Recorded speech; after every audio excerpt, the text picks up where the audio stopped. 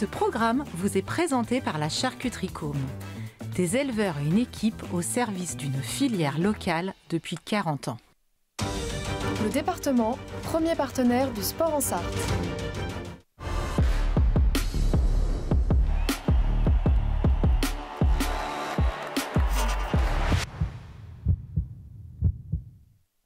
Bienvenue dans Tango Show, l'émission consacrée à 100% au MSB et l'UMSB. Il y en avait ce week-end évidemment avec la Super Coupe, toute nouvelle compétition donc organisée par la LNB qui a rassemblé les 4 champions, ceux qui ont gagné des titres. On commence avec le match de samedi qui opposait le MSB au champion de France en titre. Et Romain Quette, bonsoir, merci d'être avec nous. Le MSB qui a été exceptionnel. Bonsoir Antoine. Tout à fait, on a vu un MSB tout de suite être dans le bon tempo, dans les bonnes intentions, en mettant beaucoup d'agressivité face à cette équipe parisienne qui a beaucoup souffert. Le Mans a très vite créé un écart, c'était une clé essentielle du match, c'est-à-dire que de prendre un bon départ, ça vous permet d'être en confiance, de dérouler. Et même si Paris est revenu sur la fin, j'ai senti le MSB quand même assez sûr de lui, assez dans la maîtrise. On a vu l'incroyable shoot de Trevor Hudgens, sorti de nulle part, même s'il en a l'habitude de nous surprendre. Et puis notamment le poster de Lucas Duféal. C'était quelques moments chauds de cette demi-finale donc face à Paris. Et puis important avec c'est Travante Williams, je crois, qui contre Nadir sur la balle de match. Puisque les Parisiens pouvaient encore égaliser. Il leur restait 4 secondes. Nadir Ifi prend le shoot. Et la nouvelle recrue Travante Williams, donc, qui vient stopper le Français. Le MSB qui fait tomber le champion de France. Ça dit encore pas mal de choses sur cette équipe du MSB. C'est une équipe qui a gagné beaucoup de verticalité avec notamment l'arrivée de Jonathan Jeanne, Lucas Duféal. Donc ça va laisser beaucoup plus d'options que l'année dernière, par exemple, à Guillaume Vizade. On a récupéré aussi énormément d'artilleurs à 3 points. Voilà, donc l'équipe, elle me semble plus complète que l'an dernier. Donc effectivement, on peut espérer une belle saison. Avec toujours sur ce match de samedi face au Paris Basket, le MVP Monceau, David Diléo, quand on regarde les stats, 17 points, 6 rebonds, 17 d'évaluation et un 5 sur 9 à 3 points. Pas mal ? C'est pas mal, hein, c'est des bonnes stats, hein, ça laisse rêveur. Après, voilà, la force du MSB, je pense, cette année, c'est qu'il y aura toujours un joueur qui va sortir du lot. Hein. Voilà, on a beaucoup parlé de Trevor Hudgens l'an dernier, David Diléo. Cette année, je pense que voilà, il va y avoir du Lucas Duféal, peut-être, Jonathan Jeanne. Enfin, chaque joueur va briller à tour de rôle. Donc c'est plutôt intéressant. Shannon Boggs. On en parle dans quelques instants, puisqu'il y avait un deuxième match ce week-end pour le MSB, qui était donc en finale de cette Super Coupe pour tenter de remporter ce tout nouveau trophée et être le premier club français à remporter tous les trophées existants en France en termes de basket, évidemment. Regardez le résumé de ce match donc face à Monaco, cette finale. Ça a été malheureusement plus compliqué, et ce d'entrée avec un Trevor Hudgens qui a été parfaitement muselé, notamment par les Monégasques. Tout à fait.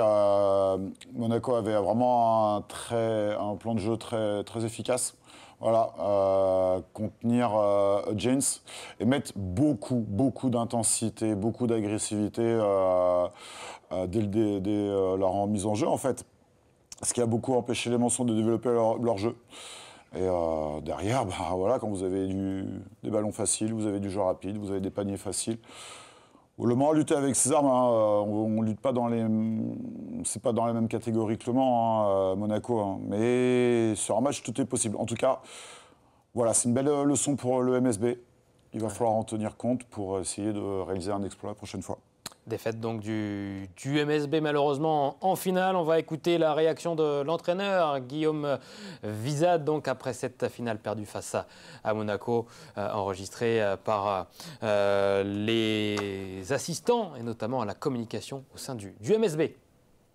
Ouais, une rencontre qui a été maîtrisée par notre adversaire. termes de rythme, en termes de tempo. Autant hier, je pense qu'on avait su insuffler et prendre le lead du match assez rapidement. Autant ce soir, ils s'en sont emparés dès les premières minutes. Et globalement, ils ont eu cette maîtrise durant la totalité du match. Donc ça montre l'écart qu'il y a peut-être et qui s'est peut-être creusé aussi avec les autres équipes du championnat, entre cette équipe de Monaco qui fait partie des équipes qui a gardé le plus de joueurs en Europe. Donc autour de ça, on sait que nous, pour exister, il faut réduire le nombre d'erreurs. Dans les 5 premières minutes, on doit être quasiment à 6 ballons perdus et 6 rebonds offensifs donnés à l'adversaire. Ces deux choses-là démontrent bien que dans ce cadre de match, on ne peut pas exister. Donc on a été malmenés, bousculés, poussés, parfois hors du terrain sur les impacts physiques. Donc c'est un match qui est très important pour montrer à la direction du très haut niveau. Puisque si le cadre de jeu est celui-ci, il faut qu'on soit capable de faire face, de trouver des solutions avec les joueurs qu'on a, avec les outils qu'on a. Je pense qu'on peut mieux faire que ce qu'on a proposé.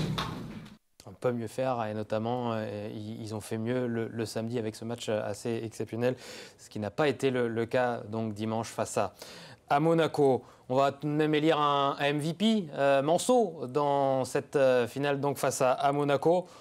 Et on va parler de Shannon Boggs. Je suis un peu surpris. Non, avec 24 points, 6 rebonds, 2 passes, 22 d'évaluation.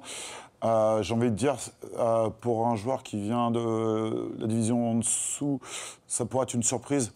Mais quand on voit ce qu'il est en train de faire depuis le début de la préparation, c'est tout sauf une surprise finalement. Je crois qu'il va s'imposer. Ça va être sûrement l'une des plus belles surprises du championnat, Shannon Boggs. Ouais, impressionnant. Dans ses mouvements, les fulgurances qu'il a, la vitesse, l'énergie, les changements de direction, de trajectoire. C'est assez exceptionnel. Il a du gaz, quoi, de Shannon Boggs. C'est un joueur très très fort techniquement. On le connaît dans le registre de tireur extérieur, mais c'est aussi un slasher, c'est-à-dire que c'est un joueur qui est aussi capable de créer des espaces pour décaler les autres, comme on le voit ici. C'est un joueur très très talentueux et sûrement l'une des belles surprises de ce championnat. On a vu encore quelques mouvements, quelques dribbles incroyables de Shannon Boggs qui était d'ailleurs donc avec ces images lors du trophée de Sablé sur Sarthe. Le Mans qui s'est bien renforcé. On a parlé de Lucas Duféal, lui aussi a été intéressant dans ce week-end, notamment samedi avec... je ne sais pas la stat, mais plusieurs contres importants sur les Parisiens. Il est impressionnant. Il va apporter en défense à cette équipe du MSB. Et pas que. On l'a dit, le MSB a recherché un peu plus de verticalité. Donc j'en ai parlé de Jonathan Jeanne, Lucas Duféal. Voilà, ça va sauter haut. Ça va pouvoir aller gêner, dissuader les grands, voire les extérieurs des équipes adverses.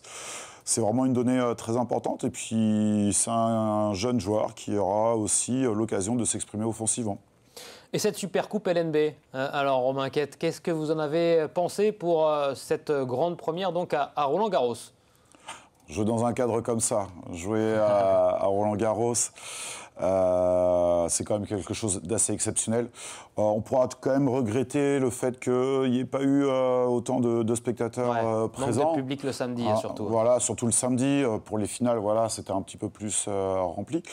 Voilà, c'est une première. Ça va se développer. Il y avait des concerts, il y avait vraiment un show à l'américaine. Et je pense que c'est très bien pour le basket.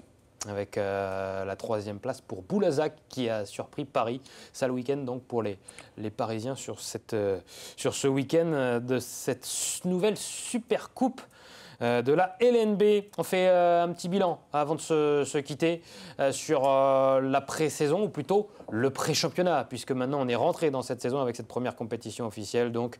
Et le MSB qui est sur un 6/9 avant de retrouver le championnat ce vendredi. C'est un bilan de pré-championnat plutôt prometteur. Tout à fait. Même si la pré-saison ne veut pas dire grand-chose, il faut toujours pondérer un petit peu les résultats. Néanmoins, 6 victoires en 9 matchs, c'est toujours intéressant, c'est bon pour la confiance. On a vu que notre adversaire Cholet, on avait eu des matchs compliqués contre Cholet. Voilà, Cholet, ça va être un costaud cette saison. On a fait des bons résultats contre Paris, contre l'Asvel, qui vont aussi être dans les meilleurs.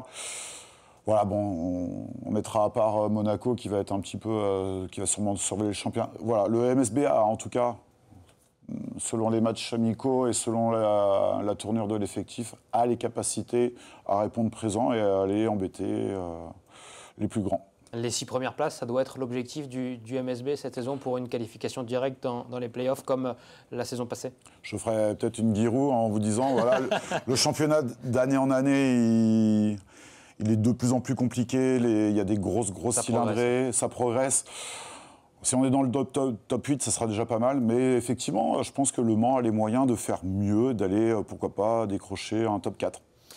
Premier match de championnat pour les Manceaux, ça sera d'ailleurs le premier match tout court dans ce championnat de Betclic Elite. Ce sera la seule équipe le seul match donc ce vendredi en ouverture de cette Betclic Elite, le MSB qui se déplace du côté de Dijon. Attention à cette équipe dijonnaise, 8e l'an dernier. Toujours compliqué de jouer à Dijon, une valeur sûre du championnat, avec son diablotin David Holston qui, voilà, toujours flamboyant.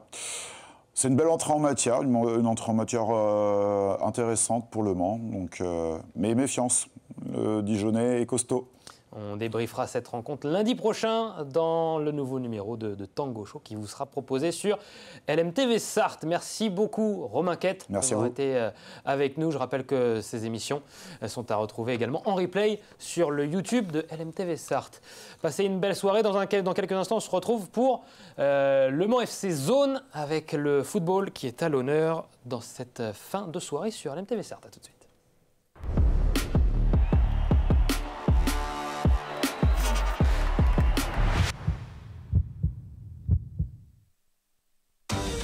Le département, premier partenaire du sport en Sarthe. Ce programme vous est présenté par la Charcuterie Côme. Des éleveurs et une équipe au service d'une filière locale depuis 40 ans.